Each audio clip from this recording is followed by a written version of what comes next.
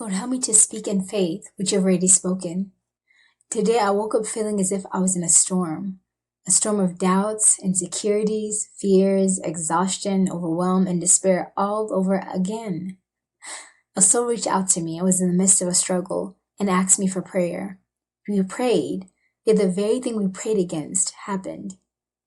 I had another soul who I had been praying for a while now and found out they did exactly what I was praying for them not to do.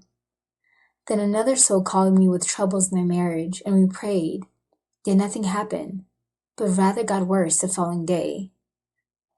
Then hearing about the continuous bad news of the state of our nation and possible World War III had me feeling defeated. This all happened within 2 days.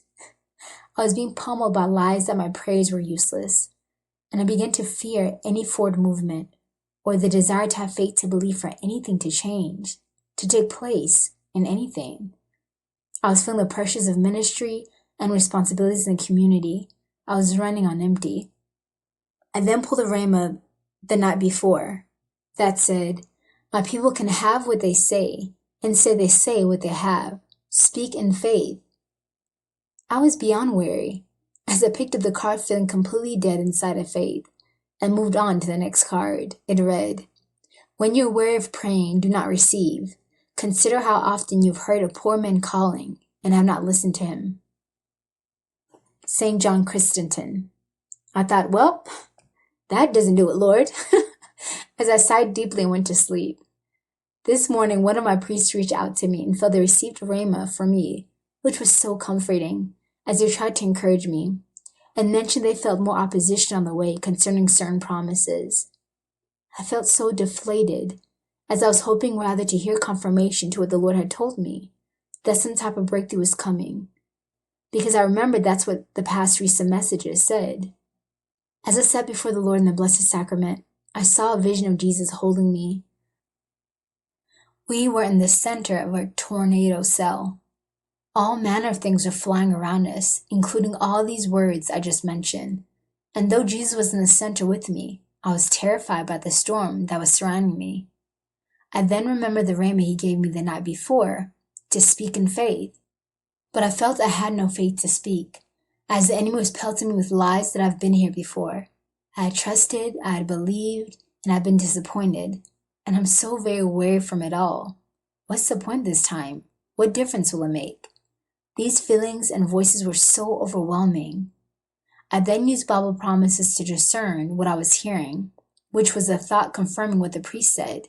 Yet I got laziness, and I felt the Lord was saying I was being lazy in exerting my faith and proclaiming what he has spoken. I got joy.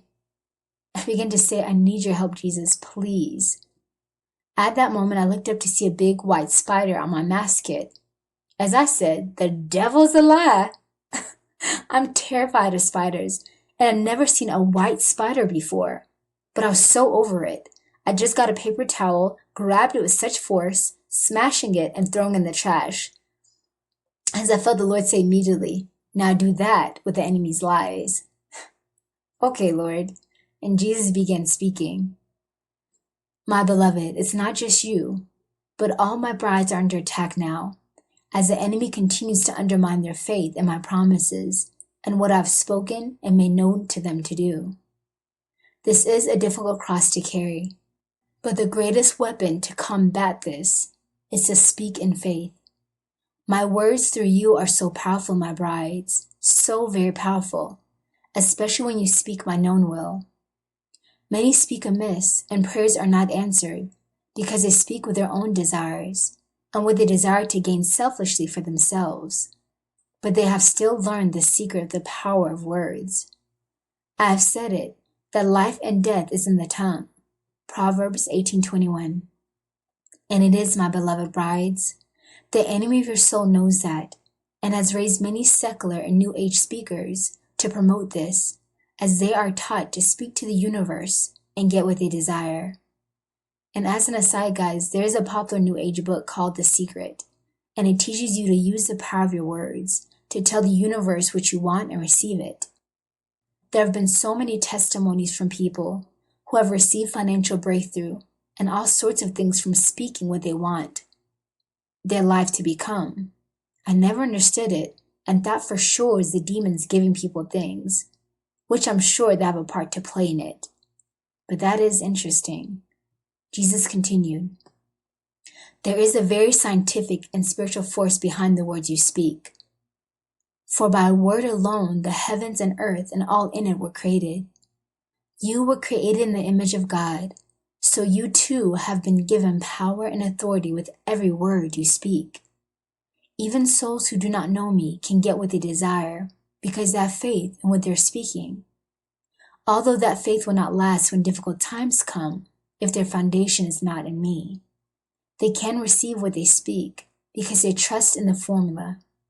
Believe, speak in faith, and you shall receive. John 14, verses 13 through 14.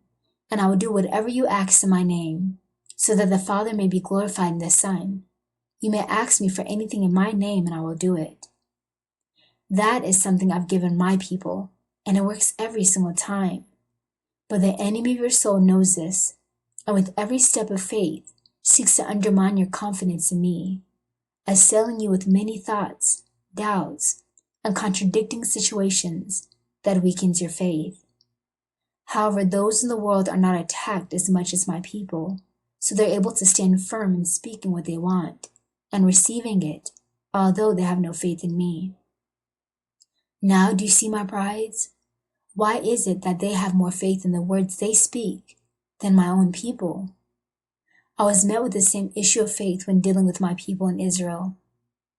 And it was the Roman centurion who had the greatest faith among my people because he understood authority. Matthew 8, verses 5 through 10. When Jesus had entered Capernaum, a centurion came to him, asking for help. Lord, he said, my servant lies at home paralyzed, suffering terribly. Jesus said to him, shall I come and heal him? The centurion replied, Lord, I do not deserve to have you come under my roof, but just say the word and my servant will be healed. For I myself am a man under authority, with soldiers under me. I tell this one go, and he goes, and that one come, and he comes. I say to my servant, do this, and he does it. When Jesus heard this, he was amazed and said to those following him, truly, I tell you, I have not found anyone in Israel with such great faith. I need you, my brides, to understand this formula of faith. Believe plus speak my will in faith equals you shall receive, period. Do not let the enemy throttle you or steal from you any longer, my brides. It is time for you to rise and shine with brilliant faith and hope in me. You will never be disappointed when speaking by faith my will, and you have been blessed and graced to know my will concerning you, situations and circumstances. So why do you doubt?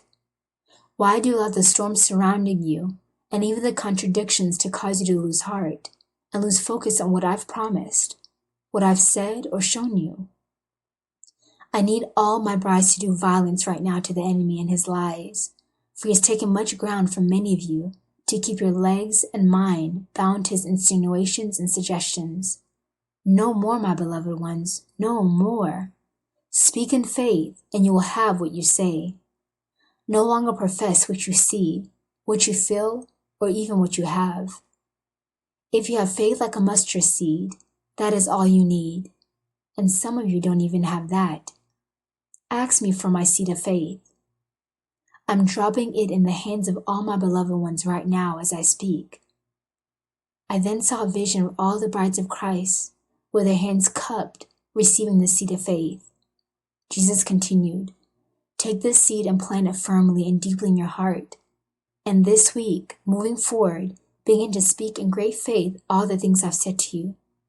Speak in faith over your nation. Speak in faith over your family.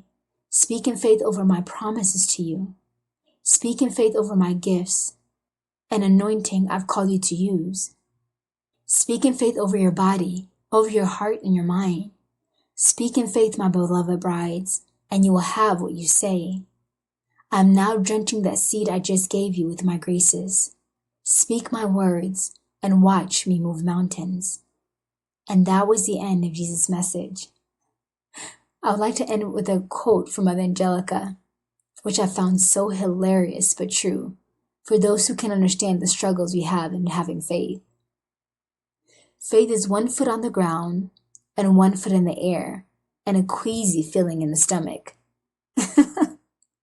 So true. So let's believe and speak in faith. God bless you, family. Until the next message.